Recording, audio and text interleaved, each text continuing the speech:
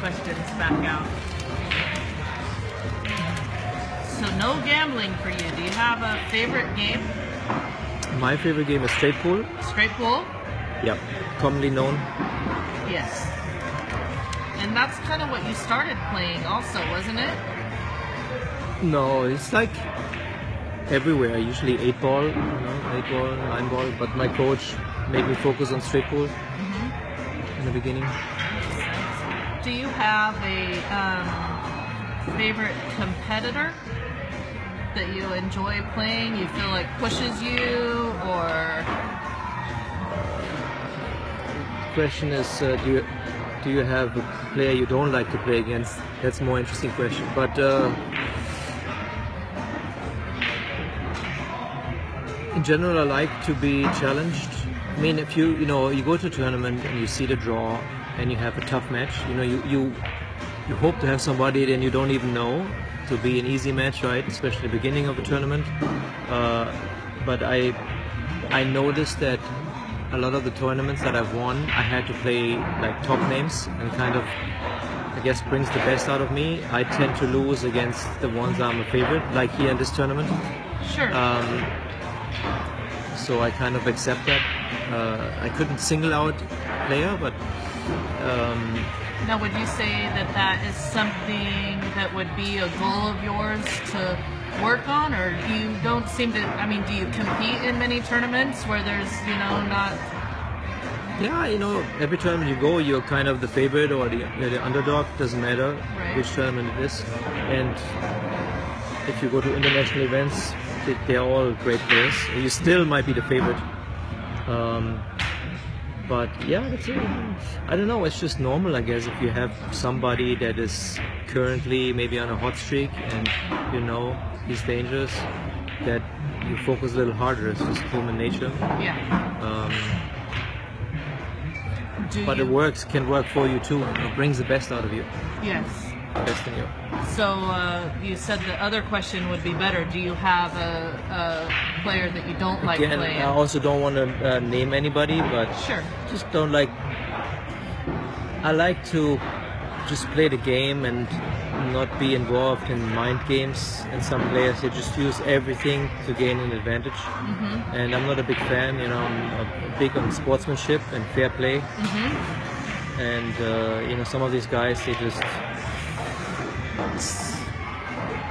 can't win without trying to get into your head, and that's kind of annoying. You learn how to deal with it, and again, it kind of makes you focus harder, but it's not fun to play against those guys. So. Do you think any parts of the world are ultimately doing pool right at the moment? Like, could America learn something from the way Europe is promoting pool right now, or who do you think's doing what right or wrong? Well, I don't think there's everything's connected, and I've seen many different working communities. Like how pool is organized in the States versus Europe versus China and Philippines, and I've seen many countries basically had their moments. We used to have many tournaments in Europe back when Bustamante in later 90s, and he used to live in Germany, and we had lots of events there. Then in 2000 we had many events in Taiwan and the Philippines, and now it seems like China has a lot of events, and then it died down, all for different reasons, usually political reasons. I wish to see a more sustained way of how pool works in big tournaments and how it's shown on the media and television. I always say it's great to learn the game in Europe because we have that club system, and you just don't have to go I don't know if you can even go to a pool room without your parent if you're 12 years old. You know, we have those clubs, and you know, they take care of you, and they train you. And there are lots of leagues, and everybody plays for trophies and no money. Even in the States, APA, BCA it's a money machine. You know? You have to spend a lot of money to play. So in Germany, in particular, it's a little bit different. So it's a good part of the world to learn the game. But then, once you want to make money, then it's no good. That's the reason why I moved out. There are hardly any tournaments, except the Euro Tour, and even that is not really lucrative.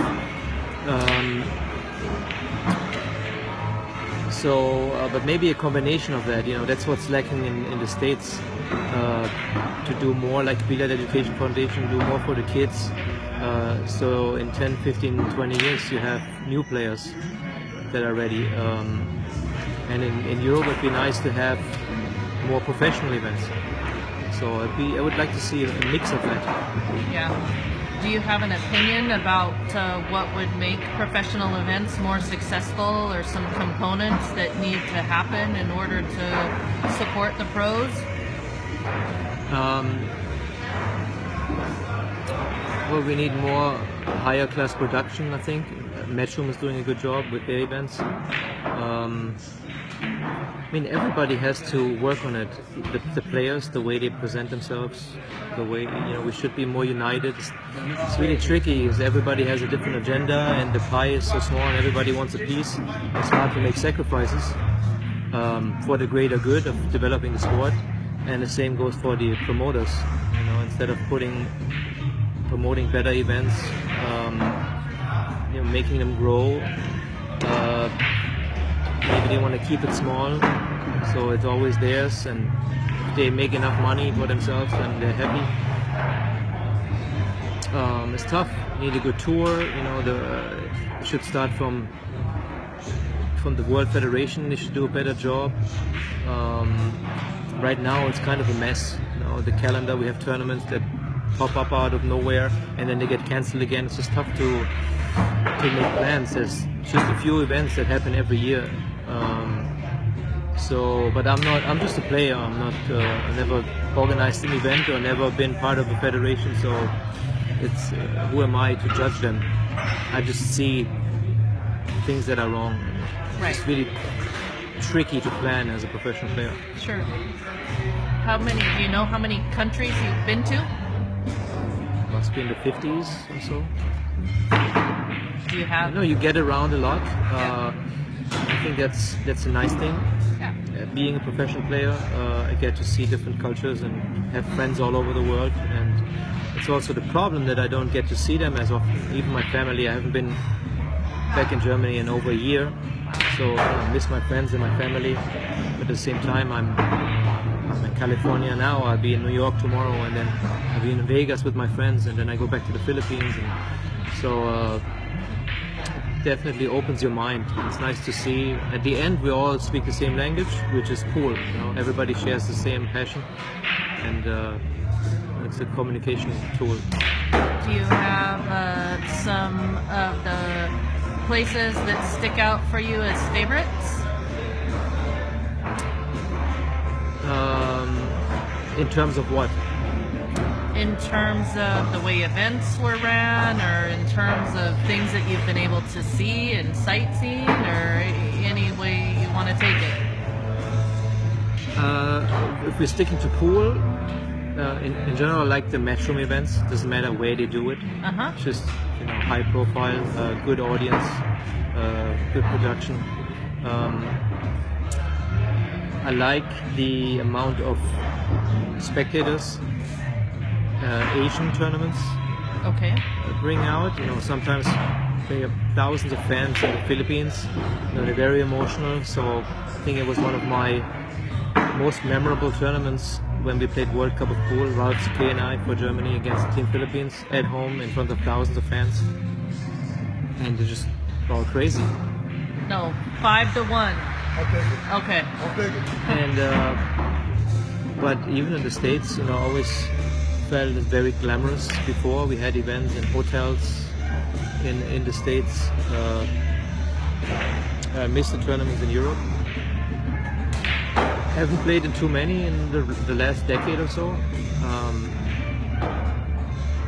Tough, it's, you know, everything is different. It's unique. Yeah. It's nice to get around, and you know, it's all pool tables and balls, but the scenery and the people, they change, which is nice. Do you have still more things? Obviously, if you're still playing, you have more things that you want to accomplish. You have goals and things that you're striving for. There are certainly certain events that I haven't won that are on my list, like the US Open. And you're always as good as your last tournament performance. You know, you can win the World Championship, and then you go to the next event, you don't do well, you don't feel good. So I hope I have another 10 years or so in me to be successful, and it's tough to motivate yourself when you've won already everything, and you look at the tournaments, you know, prize money has gone down, and prestigious events are rare, and but that's a challenge, you know? And it's still my job. I still need to make a living, so that alone is a big motivation to go and do well. But I still like to work on my legacy and win more events and collect more titles around the world. Do you find ways to continue improving your game, even as good as you are? Oh, definitely. It starts from the mechanics. I still find lots of flaws, and as you go older, your body changes, and you always have to adjust and, you know, find your stroke. That alone, and then the game changes too. You know, the break changes, the equipment changes, the rules change, and you always have to adapt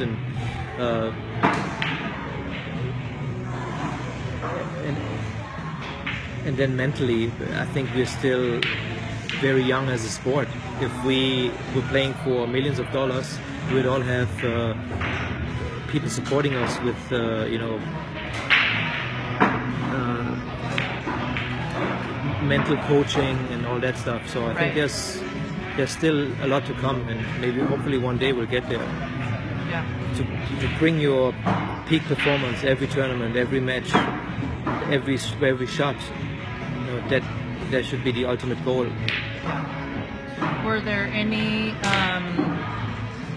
things along the way that you know, titles or victories that meant something special to you? I'm sure I've had milestones.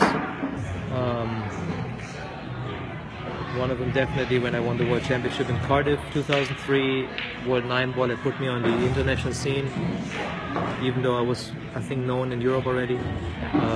Winning the IPT, the big $350,000, not only the money but the whole ambience of the tournament, you know, red carpet, so many players, and it was phenomenal. Winning in Asia, winning in the China Open, the Philippines and Japan, winning the World Championship again in 2013 after 10 years, and all the straight pool titles, because the game means a lot to me.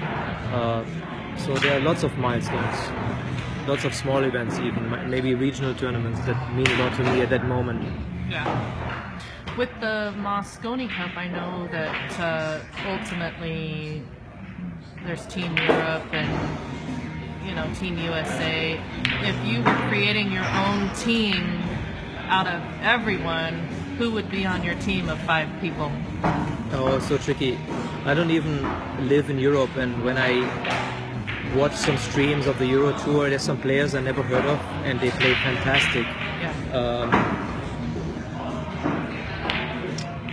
As of now, it's tough. I guess that's the luxury we have in Europe, that we can take 10 players, 15, 20 players, and make a team, and that would be solid. You know, from the veterans like Ralph, Mika, Niels, Darren, to the new guys, you know, Ekomonopoulos. There would be 3 or 4 Polish players that could be on the team that haven't played on it yet. And all the British players anyway. So it's tough to say. There's pool, no, not a very big thing in the Russian countries or former Russian countries, or do you know anything about it? Well, the Kremlin Cup in Moscow, the biggest tournament in Russia they have, it keeps growing. I've played twice. I've won the first one, and that's actually a really nice event. Side by side with the Russian pyramid game. I don't know if you're familiar with that. I guess that's the number one cue sport in Russia. But they have the pool event, and this year I guess will be the biggest and best they've ever produced in November. I hope I'll be able to go again. I'm not really familiar with pool in the Ukraine or White Russia. I know they are organized and they have players. Yeah. But I never competed there. I was going to ask, I know one of the people from my area wanted to ask if you would have open on your calendar to come to the Chinook Winds event where they do the Chinook Winds Open. Do you know about that event? Has it been on your radar, or are you busy doing other things? Or that's in Portland. It's in Lincoln City, a couple hours outside of Portland. Is it last year, the year before? I had it on my calendar, and I didn't go. I don't know what reason, but yeah, I know, I'm aware of it. And I remember one year I wanted to play, and it didn't work out for whatever reason. I have good friends in Seattle, very, very good friends from New York. They just moved there about 2 years ago that I have to visit. So, enough reasons. When is that event? The event, I believe, is October, the beginning of October, 7th and 8th, 9th, 10th, right around there. I can look on the calendar when we close down the interview so you know exactly. Okay, well, the fans would love to see you. Do you have an opinion about playing on bar tables? It's fun to do it once in a while. I wouldn't want to play on bar tables full time as a professional. It has its challenges, the limited space, but at the same time, I think, it's just too boring. There's just so many shots that don't come up that you have on a big table. Yeah. So it's a fun game, and I'm happy to play a few tournaments a year, but I wouldn't want to play bar table full time. Yeah. Let me look over my other questions here and make sure I didn't miss anything. One of the my friends asked if you have an opinion about jump cues. What's the question? Do you like? If it should be allowed or allowed, definitely. Not allowed, or yeah, it should be. I think it's a very spectacular shot. Yeah. And we have, it's one of the things that are exciting in pool. And people say, they don't know how to kick, and well, you just have to play a better safety. Lock the ball up so the guy can't jump, and at the same time, it's good for TV. And I've seen some great photos. When the cue ball is in the air, and why take that away? And the whole industry makes jump cues that makes money, and they could put money back into the sport. Well, why take that away? Right. Do you think it's ultimately a shame, kind of not the sport, really putting a lot back in to support the sport? Well, if that was my expertise, then I don't have the answers for what's the right way. They all have their reasons, I guess. Is it difficult for you sometimes to make it as a professional pool player that doesn't gamble? Well, I'm very fortunate that I'm sponsored. I have a long time, years of sponsor that I've been working with. Which at this point I want to mention Lucasi cues for over a decade, Kamui tips, chalk, Simonis cloth, and then cycloballs. And so I'm fortunate, I'm blessed with them. I try to focus more on the high caliber big events throughout the year. And this year has been tough because some have been cancelled, some have been pushed back into the second part of the year. So I still have a lot coming up now, which I'm actually very motivated and looking forward. I had 6 months of maybe only 4 or 5 tournaments, and now I'll have maybe 20 coming up. That's to the end of the exciting. year. Yes, yeah. That's really, so it sounds like the sponsors like Lucasi and Kamui and Simonis and Cyclops really make it possible for you to continue being a professional player. So that's pretty good. So appreciate to them, definitely. Anything that you would say to people that are out there enjoying the game and wanting to get better? Any advice? Well, at first you have to become your local hero, I guess, and just in the beginning you got to put in the time. Yeah. That's one thing we all have in common, is the insane amount of hours. If you, of course, if you just want to have fun, play with friends is one thing. But if you want to be a champion, you have to put in the time. Yeah. And the second thing is to put in the quality time. And playing is one thing, but if you can work on your game, if you can work with the coach, watch videos, buy DVDs, study everything you can, and then try it yourself. Helps compete. Play in leagues, play in local tournaments. Keep growing. Play better players, play weaker players. Never give up.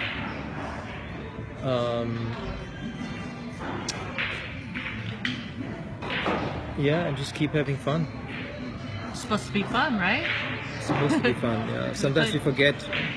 Most people make a mistake that when they practice, for them it's all fun, and when they compete, all of a sudden it becomes serious.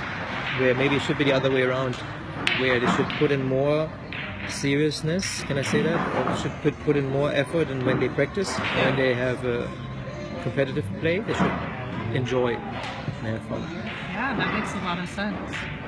And I even remind myself sometimes during a match when because I'm very sensitive when it comes to the equipment. If I play on a table that's not consistent or rolls off, or the rail's kind of slow, and it gets to me because I can't control it. And then sometimes I'm like, hey, come on, it's just part of the game, and try to have fun. And sometimes it works and sometimes it doesn't. Well, I sure appreciate you sitting down with me and talking to us and that sort of thing. And it's quite a pleasure because we don't get to see in the Pacific Northwest. So hopefully we will in one of the upcoming Chinook Winds tournaments. Just keep me informed on Facebook. What's there if my calendar allows it. I'm used to traveling. I'd like to see that part of the United States. Excellent. Well, thank you very much. Thank you.